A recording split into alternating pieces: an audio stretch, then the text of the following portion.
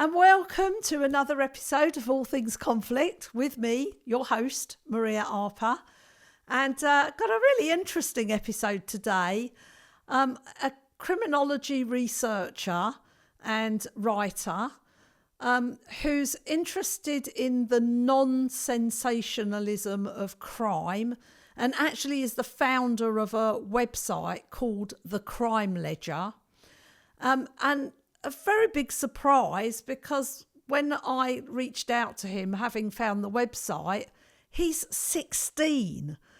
So it's a really wonderful conversation to meet somebody right at the start of their heart's desire and where they want to go in life. So I hope you'll be interested and encouraging as we meet Karma Gray. Thank you.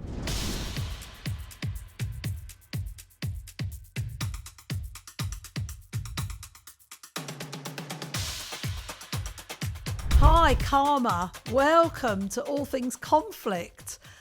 This is a bit of an extraordinary meeting because, you're in India, and how I came across you as I saw an amazing post on LinkedIn talking about murder not being a suitable topic as content. Murder isn't content. And I sort of followed the trail, discovered that you have a website called Crime Ledger, which is all about, the factual telling, which you can get into in a bit. So I reached out to you. We set up a call to see if you'd like to do the podcast. And then I was completely blown away to find that you're 16 and you've been working away at this since the age of 12. So I'd love to just hand over and please just, tell us a bit about yourself because it's remarkable. My real name is Abhishek Raj. I go by the pseudonym Karma Gray. It used to be my gamer tag, but later when I eventually got into writing, I just decided to make it my pseudonym as well. It's a name I have been associated with for quite some years now, and I started a crime ledger when I was 15. The main objective to start the crime ledger was to prove that journalism can be done in a responsible way without compromising on the gravity that it carries and undermining anything. And also it can be written in a captivating way that it is readable for the majority portion of people. Fantastic. So there's something about, the responsible journalism and the way that we're making crime into entertainment. And I wonder if you could just speak to that and what it means and perhaps the damage it does and how you counterbalance that. It is an important topic to get into the discourse of because in my eyes, what irresponsible journalism does is instead of it basically alters all the central themes there are. If I am watching something which is in the space of true crime, let's say I am watching a true crime drama which is based off of a real person, I want the central themes to be how the legal institution was, how the institution acted, about the victims, their perspective. But what sensationalism in this space does is it basically undermines all of that, and the central themes only revolve around the serial killer, their psychology, their motives.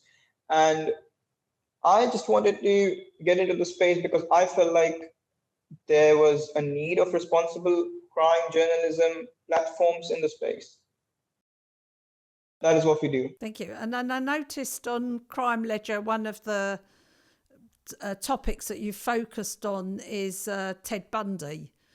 And maybe you could talk a little bit about, some of the sort of dramatizations and then how you are, sort of addressing that from the point of view of real reporting. Well, first I talked about Ted Bundy on my previous blog about a couple of years back. And all of the crime dramas that have been made on him, all of them basically focused on him as a person and how his time in court proceedings. Well, there's a very famous drum for the same, which basically spans over his time in the legal proceedings when he was getting convicted, and everything which followed after. When I was taking that topic, I wrote it in such a way that it feels. I only took exact verbatims. Only thing I checked everything pertinent. I did not compromise on the factual side of things, but I also did not compromise on the writing of it. And I felt like the way media sensationalized him as sort of Ted Bundy is notorious for being a quote unquote playboy and all of this. I think instead of marketing that, you should focus on how bad as a person he was and how twisted his mentality was and how many lives he actually affected. When you sort of dwell into his aspects of how he lured people, how he actually killed them, I think you're changing the central themes. So that is what I basically did not fall for when I discovered him in my personal theories. Right. So what if I've understood you? There are dramatizations that perhaps even sort of, could I even go as far as say romanticize his kind of charismatic side, but then at a real cost to talking about the harm, the injury, loss or harm, how many people were actually affected, what the real world consequences were of his actions. Yes, I think you rightly followed. Yeah. So how did you develop this interest? I mean, how did you, not specifically Ted Bundy, but this interest in criminology? Because I have to say, I don't think I've ever met a 16-year-old criminologist. And if I have, certainly nobody that has, piqued my curiosity in the way that you have around, clearly some kind of life calling or something. So talk me through how you got interested. Not exactly a life calling, more of a situational calling, I'd say. And I don't think I'd call myself a full-fledged criminologist, considering that I'm still learning while I'm writing. But yes, about how this idea occurred to me, what happened was a couple of years back, I remember, I think I spoke to you about this before, the drama on Jeffrey Dahmer came to Netflix. And one of my friends suggested me to watch it. And when we got to the end of it, I've always been very inquisitive with the way I think. I like to think, and that's what I do in my free time mostly. So after we were done watching that, he asked me something which piqued my curiosity about the same. He asked me, do you think what happened to him was right? Because he finally found God. He finally was improving as a person, which to me feels very weird to say. And even despite all of this, what did he get in the end? What was the result of his goodness? He was killed by another inmate. And that made me think that if irresponsible crime journalism can literally alter with someone's brain to the point where they start sympathizing with a person like Jeffrey Dahmer. So I think I just set out on a journey to find out that how journalism can be done in a way where it feels responsible, it feels mature, it feels factual, it feels informative, all while being interesting to consume. Right. So instead of turning it into entertainment, because that was another one of the things that I really picked up on, is crime is not entertainment, like murder is not content, that people still want to be informed, and there is a way of informing people that is responsible. I think would that summarize your message? Yes, rightly so. I think that, of course, the primary target of journalism should be to inform, to make aware citizens. And when your primary reason to make crime dramas is to create sensationalization or increase engagement and how people consume that, I think that's an epicuricracy of another sort. Like you're taking pleasure in other people's misfortunes. So I don't think that's right. I think the central theme of responsible crime journalism should always be to inform and create aware citizens instead of people who feed on other people's misfortunes. So I like this. I like this philosophy or this point of view that responsible journalism creates aware citizens. And so, what would be the point of that awareness? What's the point of creating aware citizens? And I'll come on to feeding off of other people's misfortunes. I'll come on, but what's the point of having aware citizens? Well, an aware citizen can seek. First of all, an aware citizen knows that what happens to such people. An aware citizen knows the repercussions of such actions. An aware citizen also knows what methods to seek if they encounter anything the same. And an aware citizen would know the legality and whatever happens in that aspect. So I think awareness to citizens is vital if you look through that lens. So it helps people to understand the consequences, the impacts, and also provide some sort of deterrent. Not just the impact. I don't think it's a right example to use. I think once you actually begin understanding a certain form of content, subconsciously you start finding it around you, finding things which are related to that. You start finding it around your surroundings. So I think naturally people would have a more keen eye towards such things, and they would perhaps maybe we can stop a lot of such people, such monsters who have been harboring in the society but are inconspicuous. Like they do not appear, they appear to be normal, but people get better. They get better at recognition. Like because all killings, first of all, most of these killings follow a specific pattern, and I think responsible journalism helps them recognize that pattern and helps them see that pattern, seek that pattern in their real life around them. Such as if you were to go by journalism also covers the psychology of a killer.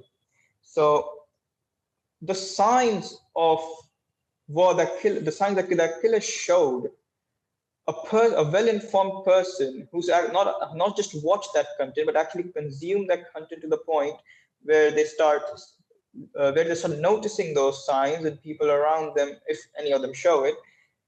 I think that is important because ultimately it leads to a safer society. Right. So it's not just about awareness, there's also an educational element, a way of helping people to be much more savvy about how to spot things in society, how to understand these patterns, and how potentially to avoid them. And then I heard you say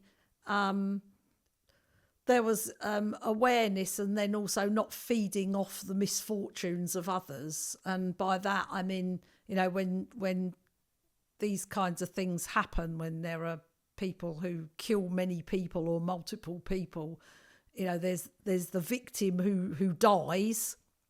There are people who are maybe injured, but then there's also their family and the surrounding community. And maybe you could speak a little bit to that.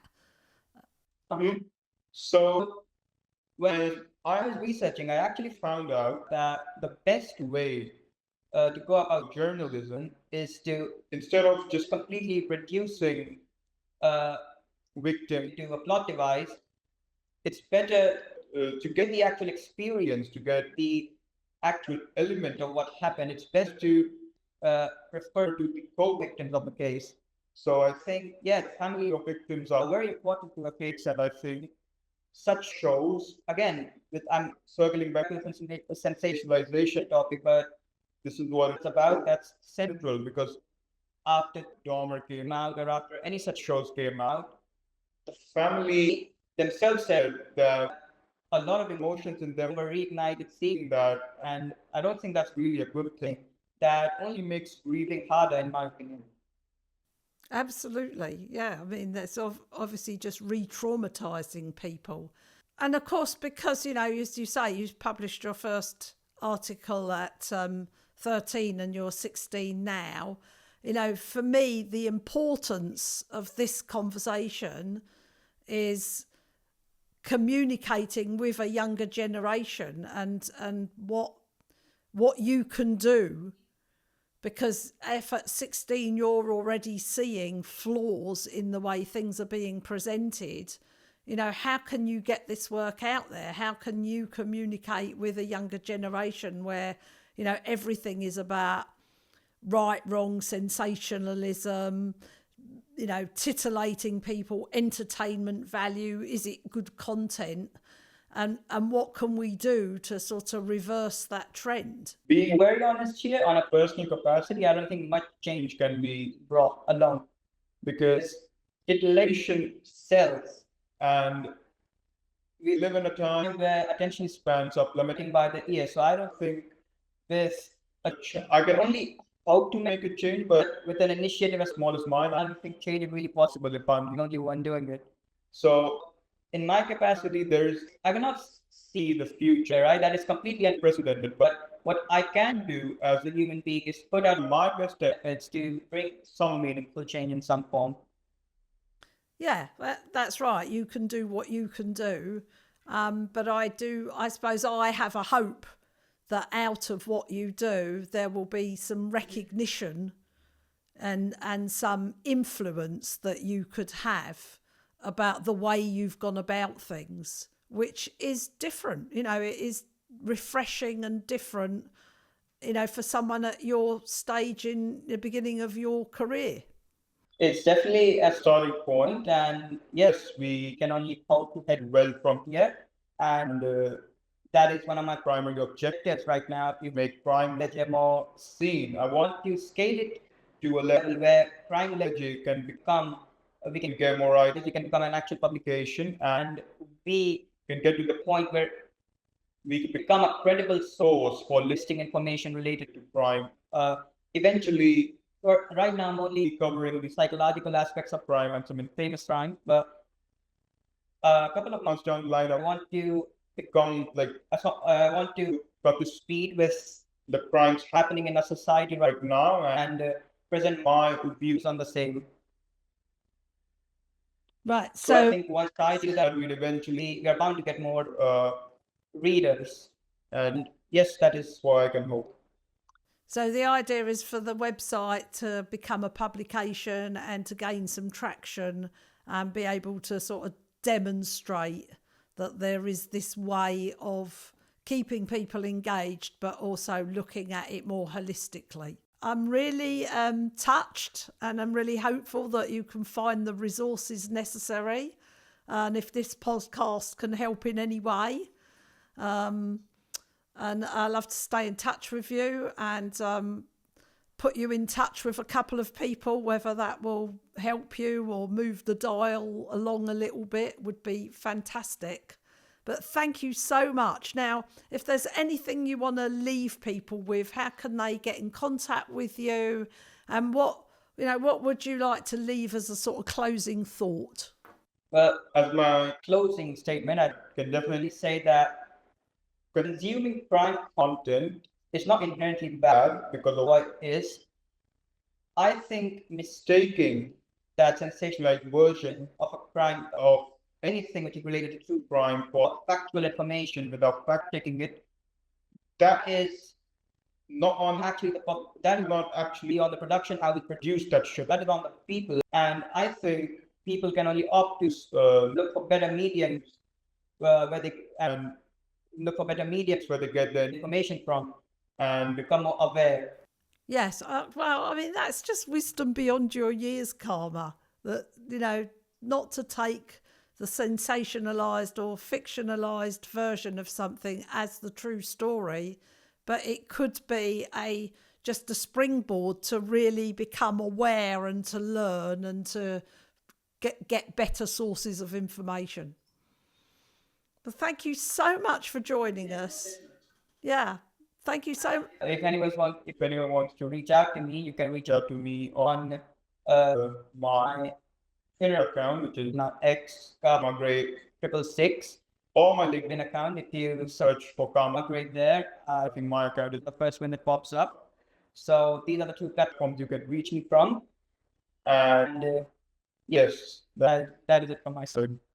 Okay, and we'll put these in the show notes as well, or we'll put them up on the screen. But absolutely fantastic. It's great to have you on All Things Conflict. Thank you very much. We'll definitely have you back as things grow, as I'm sure they will. Thank you. It's a lovely being here. I fulfilled my childhood dream of coming on this podcast. I think I can still say that, considering I'm under 18. So, yes, it was Brilliant. wonderful being here. Well done. Thank you.